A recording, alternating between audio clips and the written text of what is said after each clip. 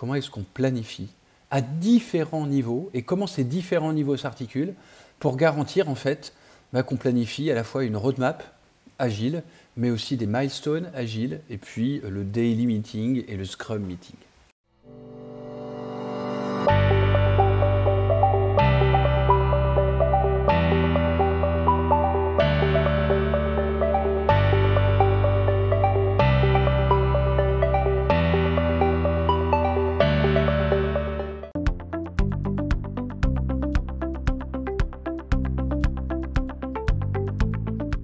Le troisième outil et la troisième dimension dans les projets, on va quand même parler de planification, projet et produit. Et je crois que c'est Winston Churchill qui disait « Who fail to plan, plan to fail », qui échoue à planifier, planifie à échouer. Et on pourrait se dire « Oui, mais on est agile, donc on n'a pas besoin de planifier parce que l'agilité, c'est une planification qui est lourde ». D'une certaine manière, oui, on ne va pas suivre un cycle en V, on ne va pas rester rigide. On a vu, c'est un des principes, en fait, une des valeurs de l'agilité qui est de dire la flexibilité plutôt que les protocoles ou les procédures. Eh bien, c'est exactement ce qu'on va voir ici. On va voir qu'on va quand même avoir des planifications, mais qu'on va rester agile et flexible au niveau de ces planifications. Alors, de quelle planification parle-t-on dans l'agilité? Avant cela, j'aimerais vous dire, tiens, c'est quoi pour vous la différence entre un projet et un produit? Un projet, ça a un début et une fin. C'est ce qui marque généralement le tout. C'est vraiment la définition. Ça démarre, et c'est vraiment d'ailleurs la définition dans le PMI, Project Management Institute. J'ai vraiment mangé beaucoup de projets. La différence entre du build projet et du run, de faire les mêmes activités, c'est que le build, il s'arrête. Mais au final, de plus en plus, un run change. Vous ne pouvez pas vendre le même service aujourd'hui qu'il y a 20 ans. Il va falloir vous améliorer. Donc cette notion n'est pas aussi binaire et aussi extrême qu'on peut l'imaginer. Même le run va évoluer, mais gardons cette idée-là. Un projet, ça a un début et une fin, c'est limité dans le temps. Et après, il y a éventuellement de la maintenance. Ensuite, le projet, généralement, on lui alloue un budget. Donc on va donner un budget à un projet, on va investir. Un projet, ça devient un centre de coût. C'est pas forcément intéressant. Et c'est pour ça que souvent, c'est des fonctions ingénierie qui sont des centres de coût. A contrario, un produit, c'est un centre de profit. C'est généralement géré par le marketing, par le BizDev, le business développement. Et il y a des budgets. On donne en effet des budgets à différentes phases, mais surtout, on se dit, cette personne-là, généralement, elle génère du chiffre d'affaires, du business, ils sont plus proches des clients, ils savent ce qu'ils vendent. Et donc, c'est un centre, cette fois-ci, de profit. Profit center versus cost center. Il y a vraiment cette dénomination, ce clivage qu'on peut voir dans l'entreprise, et on voit que le produit a pris un peu le pas sur le projet, et c'est tout à fait OK, il fallait peut-être le rééquilibrer d'ailleurs. Et le produit va suivre, et on va en reparler après, un cycle de vie produit, où le produit va vivre, va naître, va avoir une courbe de croissance, et va à un moment mourir ou évoluer pour pouvoir poursuivre. Donc c'est important de garder ces deux dimensions, parce que ce n'est pas forcément les mêmes profils. On a vu, il va y avoir un product owner, un product manager, et il va y avoir des project leaders ou des scrum masters qui vont suivre les projets, et la clé de la réussite de l'agile, ça va être de les faire fonctionner ensemble. Voyons maintenant les différentes planifications. Il va y avoir la vision et la stratégie de l'organisation 3 à 5 ans.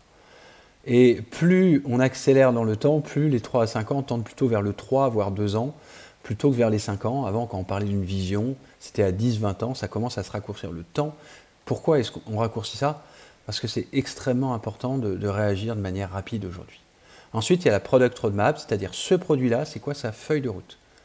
Product Milestone, ça va être quoi les jalons sur cette feuille de route? Le Sprint Planning, alors là, on est vraiment sur du concret, on va être au mois, alors que juste avant, on était au trimestre ou au bimensuel. Et enfin, le Daily Planning.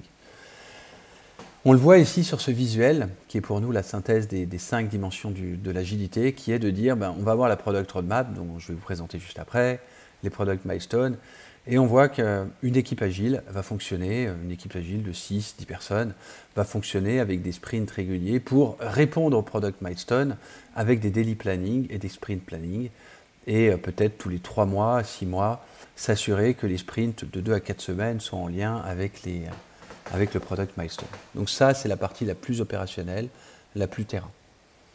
Ensuite, il y a cette dimension roadmap produit, qui est mis en format qu'on appelle rayon de soleil ou sunrise, lever de soleil. Vous voyez dans ce lever de soleil, bien les différentes années de 2016 à 2019, ce n'est juste qu'une représentation, hein. On voit la Product Roadmap qui est l'ensemble de ce schéma sur ces 4 années de 2016 à 2019, avec les différentes fonctionnalités en ordonnée ou en abscisse. C'est quoi les thèmes stratégiques pour ce produit? Et enfin, on va voir les milestones par arc de cercle. C'est-à-dire en 2016, qu'est-ce qu'on va sortir sur ces 4 différents thèmes? En 2017, quoi d'autre? Etc. Donc on va voir qu'on peut ici représenter de manière très visuelle. On pourrait le faire en horizontal, hein, que ce serait aussi bien, et d'ailleurs souvent c'était fait comme ça avant. C'est juste une représentation qui est plus tendance, qu'on voit assez diffusée, qui a ses avantages et aussi ses inconvénients. Mais disons qu'on rentre dans la mode en représentant de cette manière-là, et on permet de voir comme si on convergeait à l'infini, à l'horizon, sur comment notre feuille de route produit fonctionne. Enfin, voici une description que je voulais vous partager sur le cycle de vie d'un produit. Et il y a cette différence dans l'agilité entre un product owner et un product manager. Je vous invite vraiment à vous poser cette question. Déjà, les product owners sont plus récents que les product managers. Le product manager vient, dans la plupart des organisations, du marketing en fait. Et ça a d'une certaine manière toujours existé. On segmente le marché en sous-marchés et on voit quels sont les produits qui répondent à ces différents sous-marchés. Et dans ces produits, eh bien, il va y avoir des product managers qui sont responsables du cycle de vie du produit qu'on voit là. Le product owner, c'est une forme de déclinaison du product manager dans une équipe agile. Un product manager peut gérer, et on le verra dans le framework, c'est-à-dire la structure SAFe, qui est une structure assez utilisée. Le product manager, il peut avoir 10 product owners qui sont dans 10 équipes agiles différentes, qui développent différentes parties de logiciels, ou on pourrait dire même de hardware, de matériel, par rapport à sa gamme, à son produit, au produit qu'il porte. Donc, il n'y a pas de relation forcément hiérarchique, on essaye de ne pas en rajouter dans l'agile, mais il y a un lien de cause à effet entre le product manager qui a une vue plus globale sur le marché, alors que le product owner connaît le marché, mais il est plus focalisé sur le développement pour s'assurer que l'équipe agile fonctionne et répond aux besoins des utilisateurs plus terrain, plus opérationnel, plus métier, alors que le product manager a une vision plus globale. Donc voici les 5 étapes d'un développement produit. La première étape, c'est on va voir l'expert du projet qui va introduire le projet, qui va adapter, qui va s'adapter et qui va évoluer en fait cette stratégie qu'on verra dans le prochain module d'itération, le Build, Measure, Learn. Je construis quelque chose, je mesure le résultat et j'apprends. Ensuite, il y a le Growth Hacker. Alors, c'est des termes très hype, hein, très tendance, mais le Growth Hacker, c'est celui qui trouve des stratégies en fait pour croître de manière extrêmement rapide, en court-circuitant, en hackant quelque part le système de croissance. Le but, c'est d'accélérer par quel levier je vais pouvoir être beaucoup plus efficace dans ma croissance. Donc, quels sont les utilisateurs? En quoi ces utilisateurs sont représentatifs d'un marché? En quoi, en développant cette fonctionnalité, on va pouvoir être plus efficace et on va en déduire une roadmap, une feuille de route qui va permettre d'accélérer la croissance. Enfin, il y a le stratège. On arrive presque en haut de la maturité du produit.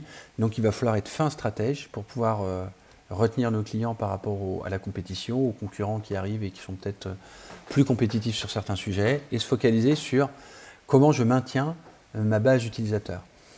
D'ailleurs, il y a un sujet que j'avais étudié à un moment. En tant que père, j'ai 4 enfants et j'en ai un qui est fan de Fortnite, qui était en tout cas il y a 2-3 années. Et j'ai eu la chance de rencontrer le CEO de Blizzard et de travailler avec lui d'échanger avec lui, mais tiens, Blizzard a été extrêmement concurrencé par Fortnite, qui est une autre plateforme, qui était extrêmement gratuite, alors que Blizzard vendait, il y a 3-4 ans, beaucoup de produits en fait sur licence, donc qui étaient payantes, alors que Fortnite était gratuit. Et en fait, il a précisé que la stratégie Fortnite, qui est maintenant, c'était il y a 2-3 ans, hein, maintenant c'est presque une norme, il y avait des investissements massifs dans le but de fédérer un nombre d'utilisateurs extrêmement important. Parce que c'était gratuit, et du coup, vous avez besoin de fonds extrêmement forts, et ensuite de gagner de l'argent, parce qu'ils vendaient des fonctionnalités comme des skins, c'est-à-dire des pots supplémentaires, des armes particulières sur ce jeu. Et ils ont eu besoin d'une levée de fonds importante, parce que ça a été des investissements massifs pour réussir à sortir un produit qui parle et qui plaise autant, qui ait cette complexité, cette richesse, cette simplicité d'utilisation, sans avoir au début de revenus et de retours. Et le driver des investisseurs et des actionnaires, il était simple, avoir le plus d'utilisateurs possible. D'écraser la concurrence parce que tout le monde est chez moi, parce que j'ai 300 millions ou 500 millions d'utilisateurs. 300 millions d'utilisateurs. Et la croissance était x2 à x5 chaque année en fait. parce que justement, ils avaient cette stratégie-là, qui était une stratégie en fait de produit, de positionnement marché. Enfin, après, quand on a atteint le pic, bah, ça rebaisse. Donc il y a cette notion de comment est-ce qu'on fait pour déterminer de meilleurs résultats, assurer le déclin progressif et la fin de ce produit qui ne répond plus au marché, qui est obsolète, ou peut-être de relancer en faisant un pivot, en réajustant totalement. Donc il y a vraiment cette notion que je vous invite à réfléchir de product owner, tiens, sur nos produits, comment ça fonctionne, comment on se positionne. Enfin, je ne présente plus quelque chose que la plupart d'entre nous connaissent, qui est ce fameux Kanban, alors là on est vraiment à la journée, ou 2 fois par semaine, tiens, c'est quoi tes tâches, c'est quoi le backlog, le to-do, le in-progress, le testing et le done, voire même on pourrait mettre le validated avec ces outils comme Teams Planner, Asana et Trello qui sont très bons pour faire ce type de suivi.